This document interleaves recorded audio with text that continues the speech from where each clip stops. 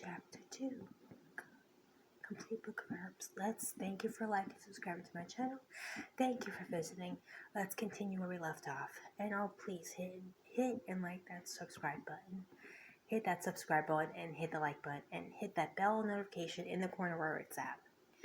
Let's proceed. If by any time the video cuts off, I will be gladly I got the time in.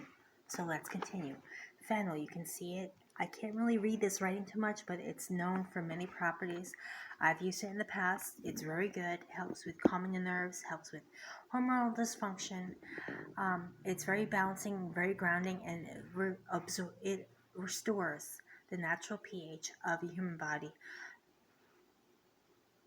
Productive. It settles your hormones and realigns your body.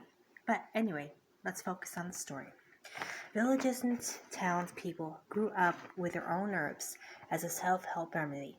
In grander houses, herbs were used for the potpourri effect, as well as strewing on the floors to sweeten the atmosphere. I think I did cover that. During many erotic erudites' work were written and published, setting up, pardon my French, setting up characteristics and great uses for many herbal plants. William Turner, 1508 through 79, a doctor, clergyman, wrote comprehensive study, herbal-based, and his scientific background. Along with background, John Gerard, 1545, versatile man, who was keeper of Lord Burghley's garden, a surgeon, apothecary, to James. There are many people that are tied into one another, but it gets better. James wrote the herbal from practical experience, and he formed a collection of medicinal and other plants from all over the world, and wrote about them with passion, understanding, and great clarity.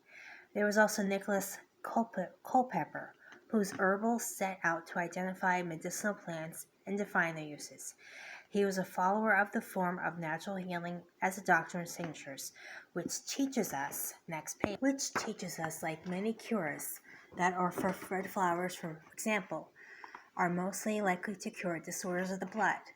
Already well established in the medicine chest, herbs gradually became more and more into cooking as flavoring sauces and preservatives. Vegetables too.